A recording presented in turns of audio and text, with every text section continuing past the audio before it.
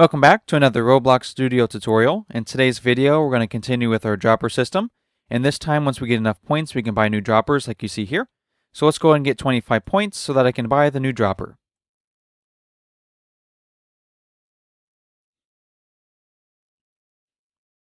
Okay, so now I have enough money to buy the dropper, so let's go ahead and touch this part so we can spawn a new one in.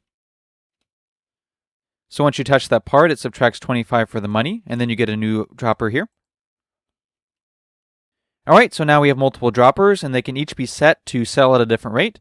So this first one here, every time the ball touches the sell zone, you get 1 point for the money. The second one, you get 5 points, and as you go up, you get more and more points. Alright, so let's go ahead and dive in and see how we can do this in Roblox Studio.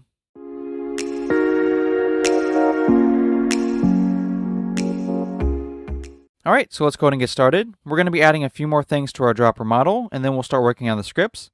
So the first thing we're going to be adding to our dropper model is this cell value here. So this is an int value, and then you want to rename it to cell. To insert that into the model, you just click on the plus sign, search for int value, go ahead and insert that into your model, and then rename it to cell. Okay, and the next thing we're going to do for all the parts except for the base part, we're going to be adding a weld constraint. So for the part itself, just click on the plus sign, search for weld constraint, and insert that. And then what you want to do is click on it. Down here for part 0, you're going to click on this blank spot here. And this is going to be the part that you inserted the weld constraint for. So since we're doing this for the switch, I'm going to click on the switch. And then for part 1, you're going to click on the base. We're going to be doing this for the other parts as well. So for example, for the cell zone, once you add the weld constraint, we're going to make part 0 the cell zone, and then part 1 the base. And you're going to do this for all the parts except for the base part. So do it for the switch, the cell zone, the drop zone, and the conveyor. Okay, after that, we're going to be making a copy of this model that we're going to store in the replicated storage. So go ahead and right-click on your model's name and press copy. And then we're going to go down to replicated storage, right-click on the name, and then press paste into. After you do that, we're going to rename it. So go ahead and right-click. You're going to press rename, and then we're going to rename this to dropper. Next, we're going to be taking a look at the parts that we're going to use to buy new droppers. So I have that as a part, and then I renamed it to new dropper. Inside of this new dropper, I have a billboard GUI, and inside the billboard GUI, I have a text label. For the billboard GUI, I changed a couple of the settings. So you want to select always on top, and then for this part right here, I set it to 3, and this can be adjusted depending on how high up you want it to go. So if you want it to be closer to the part, you can try a smaller number for the Y position. So if you try 1 instead, it's going to be much closer to the part. If you try a larger number, like let's say maybe 5, then in that case, it's going to be higher up from the part. I also changed the size of the billboard GUI. So for this first grouping here in the second position, I changed that to 100. And then in the second grouping in the second position, I changed that to 25. And then for the text label, I changed the text to the price I want to sell it for. So for this first one, I want to sell it for 25. For the background color, I chose green and made it a little bit transparent. But the way this looks is totally up to you, and you can customize it to whatever you want. One more thing that I would recommend you take a look at for the billboard GUI is the max distance. So this is how far away the player has to be before this GUI shows up. So if you have it set at 25, then the player has to be within 25 studs of the part before the billboard GUI shows up. Alright, so once you have everything customized to look the way you want, we're going to be inserting a script into this part. Okay, inside the script, we're going to start with a variable. Let's say local by, and this is going to be equal to script.parent. After that, we're going to make a variable for the replicated storage. So we'll say local replicated storage. And this is going to be equal to game :get service. Inside the parentheses, we're going to put replicated storage. After that, we're going to make a variable called can buy. So we'll say local can buy. And this is going to be equal to true. And we're going to make one final variable. So we'll say local sell price. And this is going to be equal to 25. So for this variable right here, I'm just matching whatever price I want to sell it for. So if I put 25 for the text label, then that's also what I would put for this variable here. Next, we're going to make a function that'll run whenever this part gets touched. So we'll say local function. And the name of this function is going to be buy_dropper. Inside the parentheses, we're going to put other part. Next, inside this function, we're going to make a variable for the player. So that's going to be local player. And this is equal to game.players. And then we're going to say colon, and then get player from character.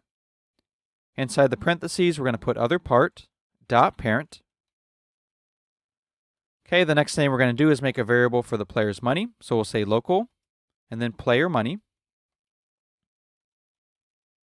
And this is going to be equal to player dot leader stats. And then inside the leader stats, our value is called money. Okay, so now we're going to make an if statement. We're going to say if player, so if we're able to find the player, and player money, and we want to make sure that's greater than our sell price. And we also want to make sure that can buy is true. If those three conditions are true, then what we're going to do is we're going to set can buy equal to false. So can buy is how we're going to make sure that we don't glitch and spawn in a bunch of droppers at the same part. Okay, after we set can buy equal to true, we're going to charge them for this dropper. So we're going to say player money, and then dot value. And this is going to be equal to the original value, so we'll say player money, dot value. And then to charge them for this dropper, we're going to subtract the sell price. After we charge them for the dropper, we're going to make a copy of it in replicated storage, and then spawn it into the game. So we'll start by saying local dropper, and this is going to be equal to replicated storage, and then we're going to say colon find first child. Inside here, we're going to put the name dropper. And then what we're going to do before we actually make a copy of it is we're going to set the sell price right here. And we're going to be using the sell price later on to give the player money whenever the part touches the sell zone. So to change the value for this, what we're going to do is say dropper. And then we're going to say dot sell. So now we're accessing that value. And then to change it, we're going to say dot value. And we're going to set this equal to whatever you want to. What I'm going to do is I'm going to say sell price, which is the price we're charging for the dropper, and then I'm going to divide that by 5. So if the player buys this dropper for 25, then the amount they're going to get every time the part sells is going to be 25 divided by 5, which will be 5. Okay, later on when we have a dropper that we sell for 100, then the price that the player is going to get every time a part sells would be 100 divided by 5, so in that case they would get 20. You can set this to whatever you want to, so if you just want to enter a single number, you can do that. So if you want to set the value to something like maybe 52, then that's also an option. Okay, so after we set that value, we're going to make a copy of it now. So we'll say local, and then new dropper. And this is going to be equal to dropper, colon, clone. And then after that, we're going to define a couple properties that will actually spawn this into the game. So first, we're going to say new dropper, dot parent. And this is going to be equal to game.workspace. And then we want to set the position of this. So we'll say new dropper. And then we're going to say colon. And then we're going to say set primary. And then after that, it's going to be part. And then C-frame. And after doing this line, I forgot that we need to do one more step. So inside the replicated storage where we have our dropper, we want to click on the model's name. And then for the primary part, we want to set that equal to the base. So you can just click on the blank spot and then click on the base part. All right, so after you do that, we can continue with this line. So we're going to put parentheses.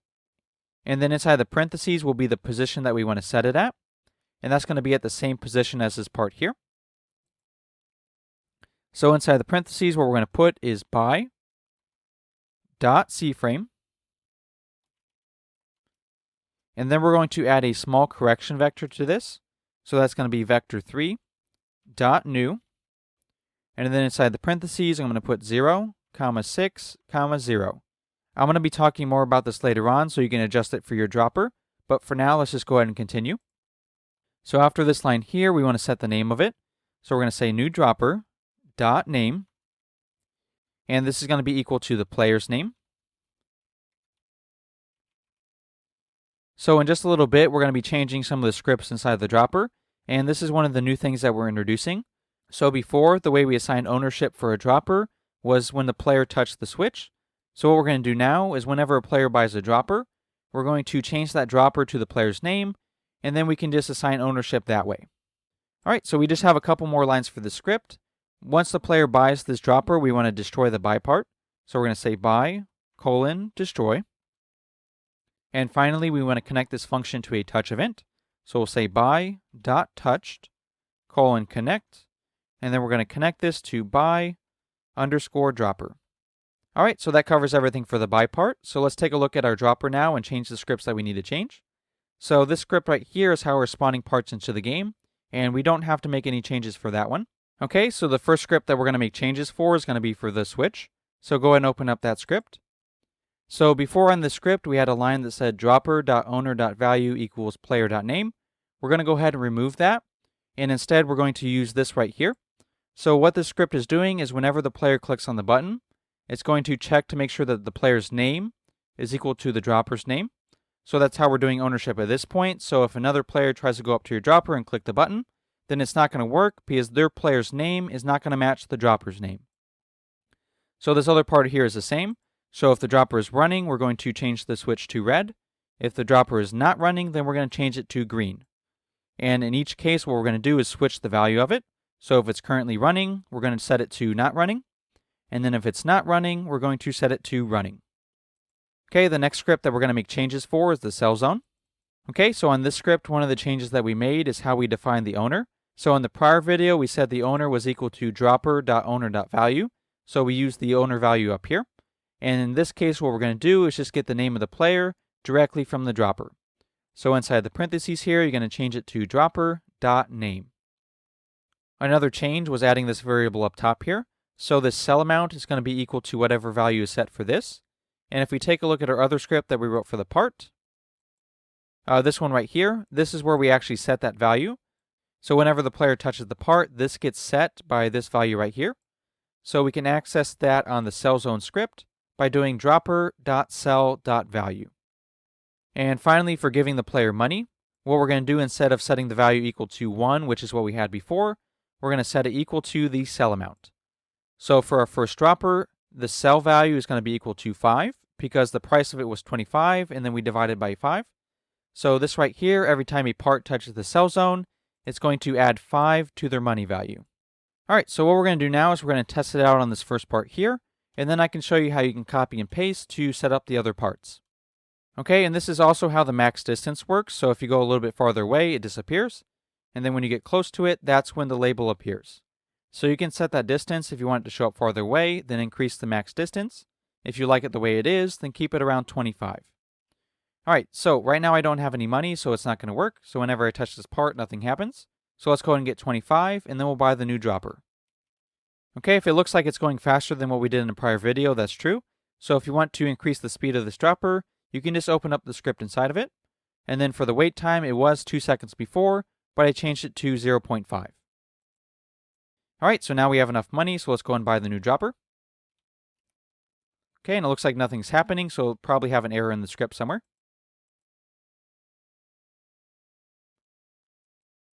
Okay, so the error occurs on this line right here.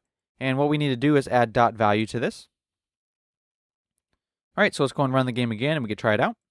Okay, so I have enough money to buy the dropper. Let's go and try it out and see if it works now. Okay, and there we go. So a new dropper spawned into the game at the position of the old part. And what I'm going to do now is turn off this dropper right here. And we'll just have this one running right here to show you that you get 5 points every time it goes into the cell zone.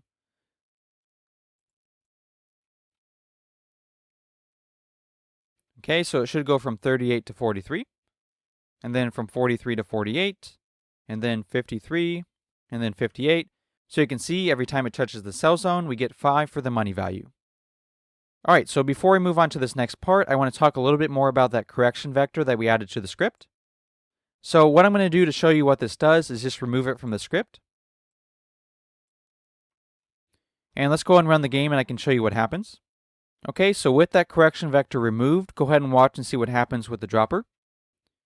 So you can see with the dropper here, it spawns underneath the map. So that correction vector is what brings it up. So this is probably going to vary depending on what your dropper looks like. One thing that I found that'll probably get you pretty close is if you look at the base part for your dropper, and then you take a look at the Y component of the position. So here it's about 5.97. So I just rounded that up to 6, and that's what I use for my correction vector.